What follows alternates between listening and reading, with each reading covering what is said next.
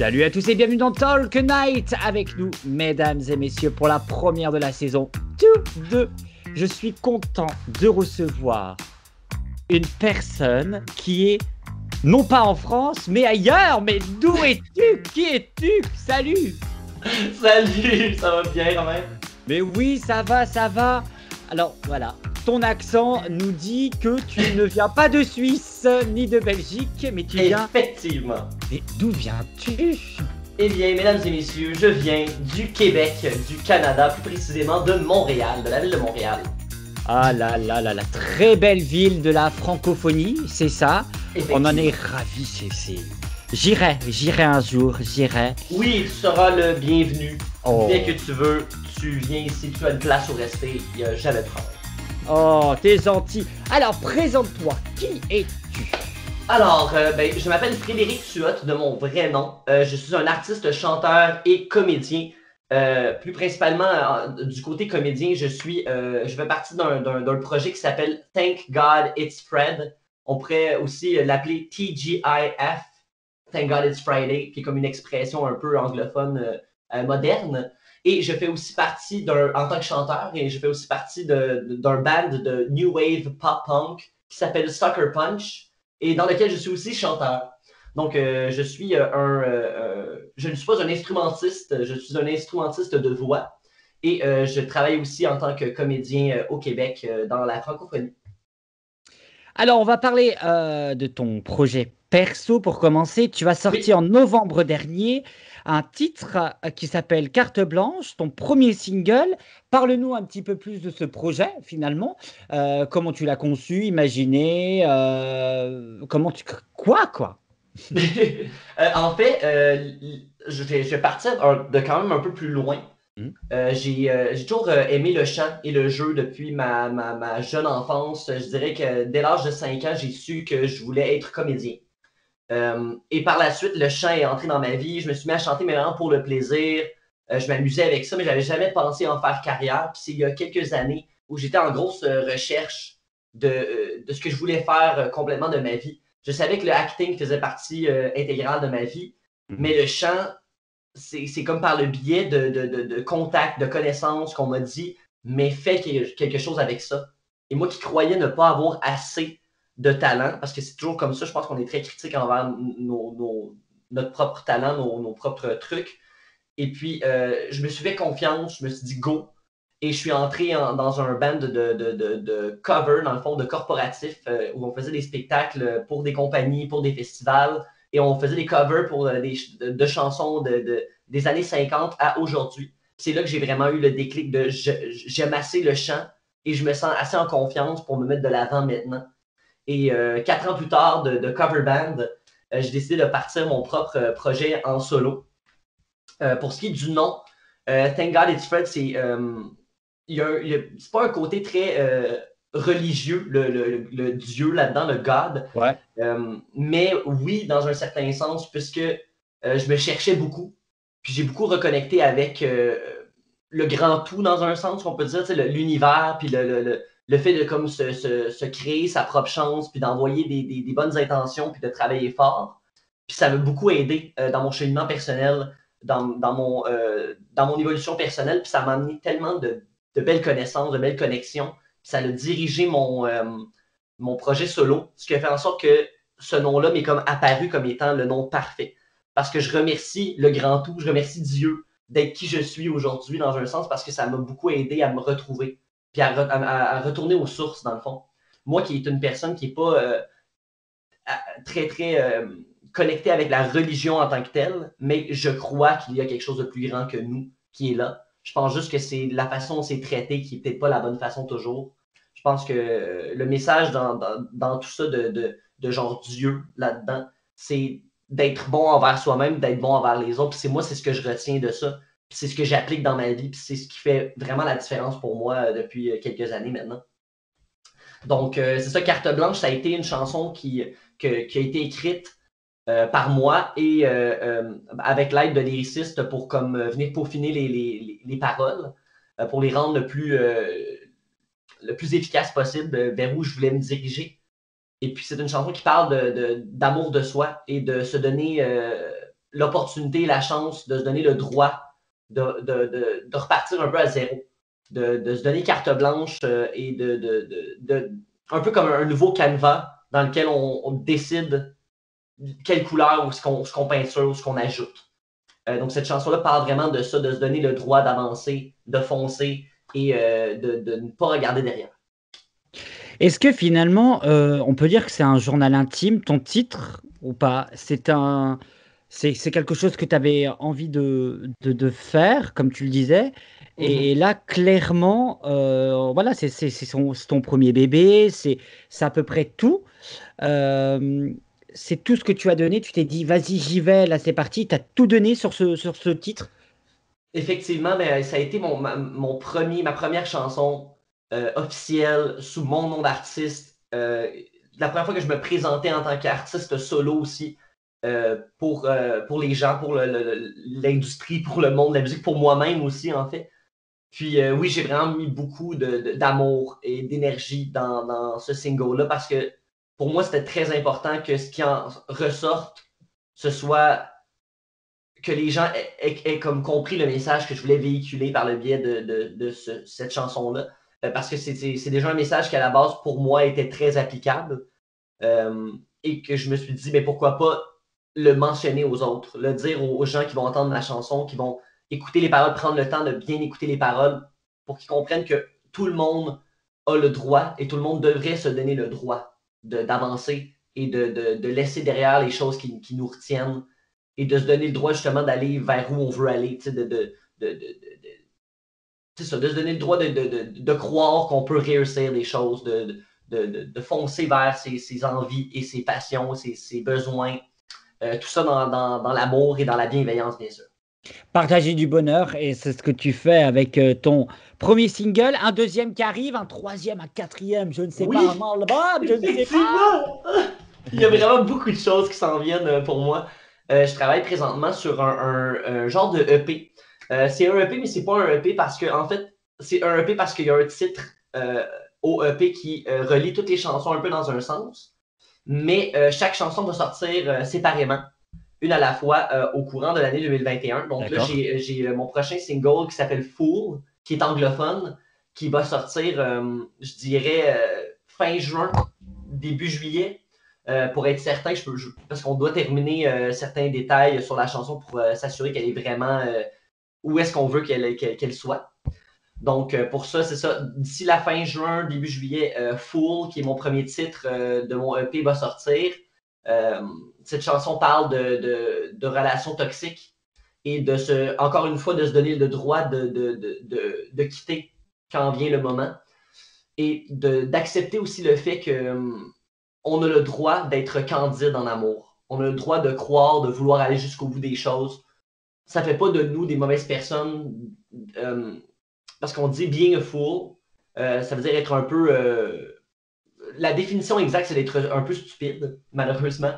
Mais en amour, on est assez facilement stupide dans un sens, parce que quand on est en amour, on veut vraiment aller jusqu'au bout. On veut vraiment croire à l'amour, mais même quand on se ramasse dans une relation qui est toxique, on va quand même vouloir aller au bout des choses, même si cette relation-là ne nous fait pas de bien. Et puis moi, ce que je veux dire par le biais de cette chanson-là, c'est being a fool for love, ça ne fait pas de toi une mauvaise personne. Tu as le droit d'aimer jusqu'au bout, mais tu dois faire attention et te protéger là-dedans aussi. Et ça, c'est hyper important. C'est beau ce que tu dis, concrètement, c'est se protéger avant tout, finalement, Exact. on va dire d'agression, je parle vraiment du Exact. sens, général, mais se protéger Mhm. avant tout, c'est Parce que hyper tu sais, important. des relations toxiques, ça se vit de tellement de façons différentes. Il y a tellement de façons différentes d'être dans une relation toxique sans vraiment le réaliser, que ce soit par les mots, que ce soit par les actions. Il y a différentes façons subtiles, des fois, parfois, où des gens vont être dans une relation qui ne va pas les mettre en valeur ou les faire sentir bien. Mais c'est tellement petit et subtil que cette personne-là va bien vivre avec ça pendant un certain temps, va accepter ces conditions-là dans lesquelles il est parce qu'il croit aussi qu'il ne vaut pas mieux, ou il ou elle croit qu'elle ne vaut pas mieux que ça. T'sais. Et c'est ce qui est le plus difficile là-dedans, c'est que moi je trouve ça magnifique d'aimer jusqu'au bout, puis d'aimer d'une façon, comme je dis, candide. de se laisser aimer sans condition, sans restriction, c'est magnifique. Ça, puis ça, je pense que c'est quelque chose qui devrait être normal. Ce qui n'est pas normal, c'est une personne qui prend avantage de cet amour-là et qui ne retourne pas le même amour à égal à son partenaire. Tu sais. C'est un peu ça l'idée de la chanson aussi là-dedans. Elle sortira quand? Est-ce qu'il y a une date de prévu, quelque chose de prévu? Je n'ai pas de date exacte parce que encore là, on est au mixing de la chanson. Donc là, il nous manque juste à la mixer et masteriser, bien sûr. Donc ça devrait prendre, je dirais, peut-être 2 semaines. Et là, après ça, c'est la distribution. Donc là, il faut commencer le côté plus Commercial. communication et commercial de ça. Et puis, ben, c'est ça, les distributions dans les différentes plateformes, les différentes plateformes web, digitales, Spotify, etc. Et aussi prévoir aussi, côté un peu plus marketing parce que ça vient avec ça aussi, pour répandre la chanson, la faire entendre, trouver un moyen de la distribuer un peu partout sur les réseaux sociaux sans non plus tomber dans le L'acharnement, on peut dire oui, ça. exactement. Tu sais, juste faire un petit coucou, on peut dire, à Ouais. tout le monde pour dire, ben, j'existe encore, j'ai sorti une deuxième chanson, cette fois-ci, elle est en anglais, elle est 100% en anglais, celle-là, c'est quelque chose aussi que dans ma vie, j'avais envie de faire. J'ai envie de faire de la chanson en français et en anglais. Je veux faire dans les deux langues parce que je veux que mes messages se transcendent la barrière des langues. Donc, elles se promènent le plus loin possible parce que je veux que mes chansons, principalement, traitent de choses qui sont dans le quotidien des gens et qui va probablement leur faire du bien d'entendre quelqu'un leur dire ce qu'ils ont besoin peut-être d'entendre. Et très important aussi de dire que les chansons que j'écris, c'est des choses que j'ai vécues aussi, Ouais. malheureusement. Donc, si j'écris ces chansons-là, c'est parce que et que je dis ces messages-là, c'est parce que c'est quelque chose qui, pour moi, est très important et qui me rejoint profondément. Donc, c'est vraiment pour ça que j'ai décidé de faire des chansons solo pour passer des messages et dire des choses intéressantes, intelligentes, pour que les gens, non seulement aiment mes chansons en termes de rythmique et de plaisir à l'oreille, mais aussi parce que je trouve ça important d'utiliser la vitrine artistique pour envoyer des messages c'est ça, intelligents et importants aux gens qui vont m'écouter. On peut dire, voilà, on peut le répéter, voilà, c'est une partie de toi, de ton histoire, c'est un livre, tu étais un livre ouvert, en fait. Ce que tu sors, c'est pas un livre finalement, mais c'est de la musique. Donc Exact. voilà, donc on a hâte d'entendre ton deuxième EP single. Bah, on dit, nous, ici en France, on dit, ça peut être un EP, hein, on considère ça comme un EP, enfin, quand Oui. si tu sors en titre, ça peut être un EP. Mais c'est hyper intéressant on a hâte d'entendre tout ça et on partagera bien sûr sur les réseaux sociaux. Autre chose, toujours dans la musique, tu as Oui. un groupe, une bande. Raconte-nous un petit peu qu'est-ce que c'est, qui, quoi, comment, est-ce que vous faites comme musique finalement? En fait, notre band s'appelle Sucker Punch. Sucker Punch, c'est un band de pop punk anglo qui rappelle un peu la musique des années 2000 à la Blink 182, Sum 41 et des trucs dans ce genre-là, mais mixé avec de la musique un peu plus moderne, donc des trucs un peu plus digital, des sons un peu plus de synthétiseurs, des beats un peu plus hip-hop aussi à certains moments. Donc, un beau mix de musique, mais qui est fondamentalement dans le pop-punk. Avec l'arrivée de Machine Gun Kelly, qui est un rapper, qui a décidé d'aller dans la pop-punk. En fait, il a sorti un album et ça a été reçu. Ça a été tellement bien reçu dans les radios, dans les billboards, que le pop-punk a comme recommencé à vivre et à redevenir un peu plus, comme on dit en anglais, mainstream. Ouais. Et là, de ce côté-là, il y a eu un autre artiste qui s'appelle Youngblood, Mudson aussi, Avril Lavigne qui retourne aussi à la pop punk après plusieurs années à être un peu disparu de la scène musicale. Et là, nous, on était en pandémie, des amis et moi. Et puis, un ami à moi qui est musicien me contacte, me dit on a commencé à faire des riffs de guitare, donc des petits trucs de guitare. On trouve ça vraiment cool. Est-ce qu'on peut t'envoyer ça?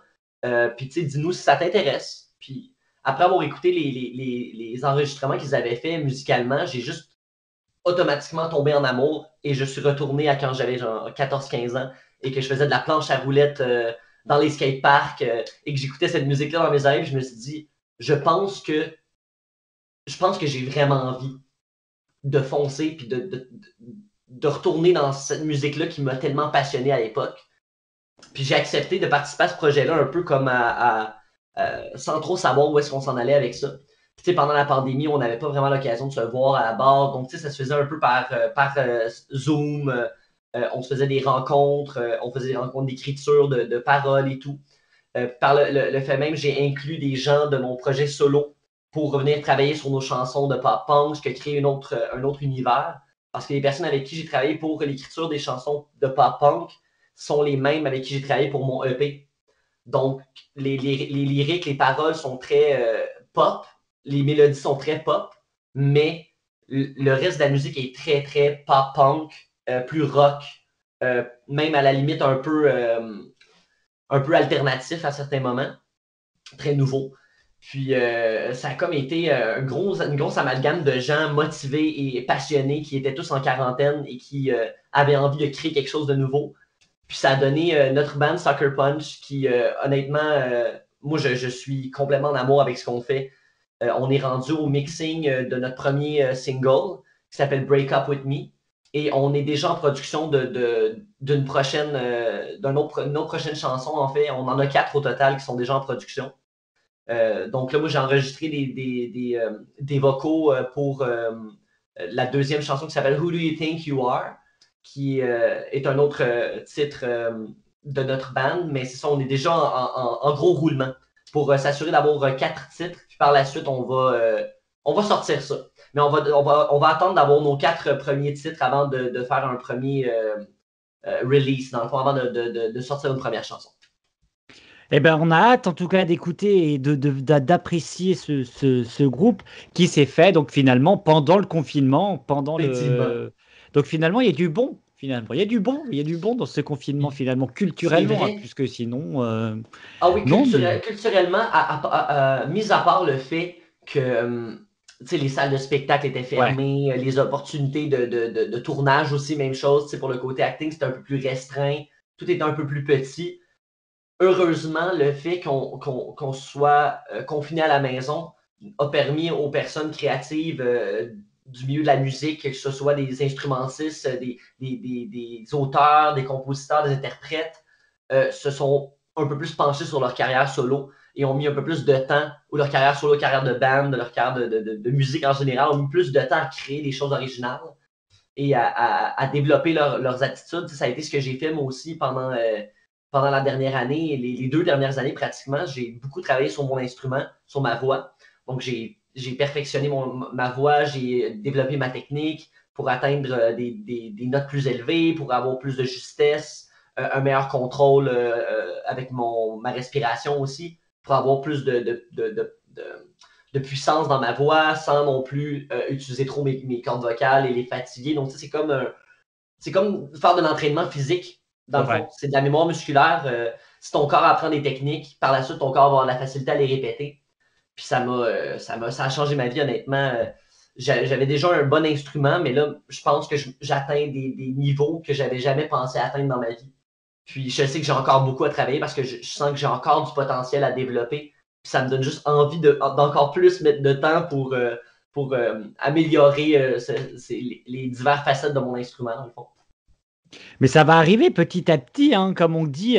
Alors, autre chose, tu parlais bien sûr de l'acting. Nous, on Oui, appelle ça comédien. exact. Euh, la casa de Poutine, Oui. En c'est fait, quoi?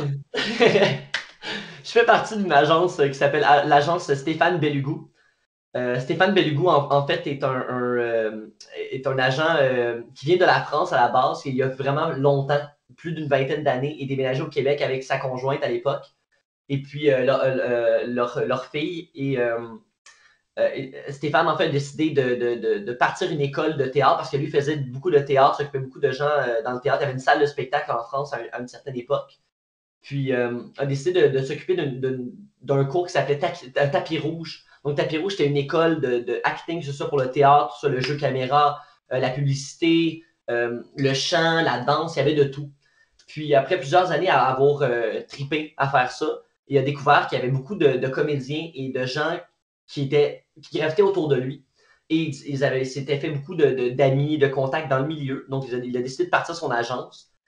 Et puis, moi, je suis rentré dans cette agence-là l'année dernière, pendant la pandémie, en fait, en février 2019, donc ça fait pratiquement 2 ans.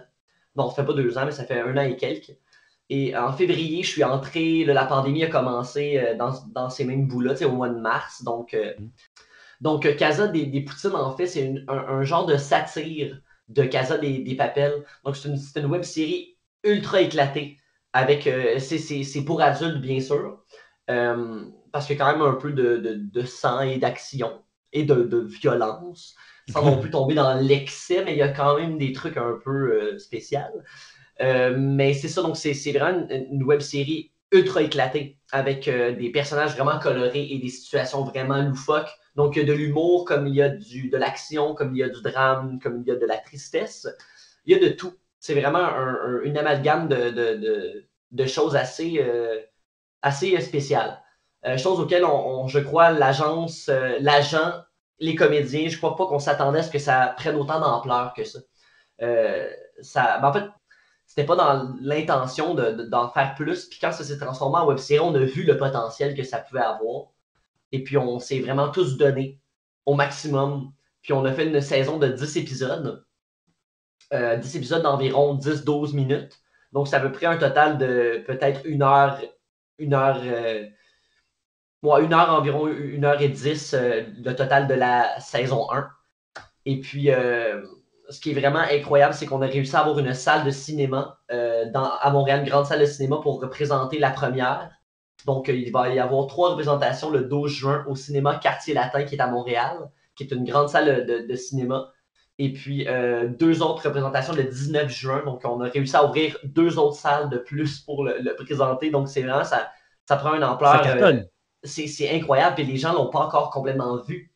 Mais les gens qui ont pu avoir accès à certains épisodes, les premiers épisodes pour comme avoir un avant-goût, sont tous unanimes que c'est incroyable. On a une agence de presse avec nous maintenant qui s'occupe de la promotion et tout de la série et afin d'avoir des médias qui vont venir assister à notre première afin de créer un engouement peut-être et peut-être permettre à la série d'avoir un envol incroyable. Puis les gens de l'agence de presse ont écouté les 2 ou 3 premiers épisodes, puis ont demandé à voir les autres parce qu'ils sont, selon eux, addicted. Donc, quand tu te fais dire ce genre de truc-là, c'est super. C'est incroyable. On fait des choses qu'on aime dans la vie, puis il faut le faire pour ces raisons-là. Mais quand on fait les choses puis on les fait parce qu'on aime ça, les résultats vont être toujours plus grands que ce qu'on espère parce que c'est pas le but derrière ça. T'sais. Moi, le but derrière faire du acting, faire du chant, c'est faire ce que j'aime. Puis c'est toujours ce que je me suis dit. Le jour où j'aurai plus de plaisir à le faire, puis que je vais le faire pour d'autres raisons que pour le plaisir, c'est parce que je ne serai plus à la bonne place.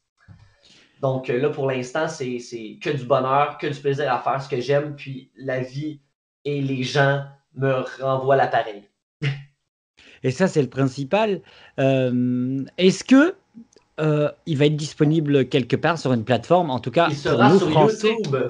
Ah, Il sera voilà. sur YouTube le Français 19 en juin plus. prochain. Exactement. En Donc, plus sur 19 juin, Montréal. nous, à midi, le 19 juin, il sera en ligne sur YouTube. Ce que je souhaite, je crois que ça va être accessible au monde entier. Je pense pas qu'on va mettre de restrictions de pays. Ce qui, selon moi, serait une grosse erreur. On devrait vraiment le laisser libre à ce que les gens de partout dans le monde qui communiquent en français ou sont prêts à l'écouter avec des sous-titres aussi puissent y avoir accès. En tout cas, moi, ça me plairait vraiment beaucoup que des gens un peu partout dans le monde puissent écouter notre web-série. Eh ben écoute, on attendra de le voir et on a hâte, parce que tu nous as donné, on va dire, l'eau à la bouche de regarder cette web série. Donc on a hyper hâte. Qu'est-ce que je peux te souhaiter dans ces derniers instants ensemble? Qu'est-ce que je peux te souhaiter? Honnêtement, je pense que ce que j'ai le plus besoin dans la vie, ce que je ressens déjà, mais que je vais toujours avoir besoin, c'est du bonheur. Puis c'est ce que je souhaite Ouais. toujours à tout le monde aussi. Le succès, oui, c'est super, c'est important, mais à la base, le plus important, c'est d'être heureux. Donc, je pense que je choisirais avant toute chose d'être heureux. Eh ben, ça va être le mot de la fin. Merci d'avoir été avec nous. Et puis voilà, on va suivre ton actualité sur tes réseaux sociaux qu'on affichera et qu'on mettra sur notre page. Enfin bref, il faut te suivre, c'est hyper important. Et puis Super voilà, gentil. on a hâte de te voir ailleurs et peut-être en France. Et ça aussi, on a hâte que tu découvres notre petit territoire, enfin, notre Ah grand oui, territoire. certainement. Au moment où c'est possible de me déplacer en avion, c'est sûr et certain que de venir en France, c'est un de mes, comme on dit, bucket list. La dernière fois que je suis venu en France, j'avais 16 ans et c'était avec l'école secondaire. J'ai tellement pas pu en profiter et aller visiter. J'ai seulement vu Paris, j'ai adoré, j'ai trouvé ça magnifique. C'est un bel endroit, mais j'ai envie d'explorer encore plus, d'aller ailleurs, puis de pouvoir me promener un peu plus en France et aussi en Europe en général aussi. Il y a tellement de bels endroits à aller voir que je veux dire, je pourrais passer ma vie à voyager puis j'aurais pas tout vu non plus. Mais j'ai hâte. J'ai hâte de pouvoir venir te voir aussi, toi Romain, et de venir voir la France. Eh ben écoute, volontiers, je t'invite donc officiellement à venir et puis à découvrir un petit peu notre belle région et notre belle France. Merci à tous de nous avoir suivis, on se retrouve très vite, bye. Au revoir, merci. Aujourd'hui tu as carte blanche.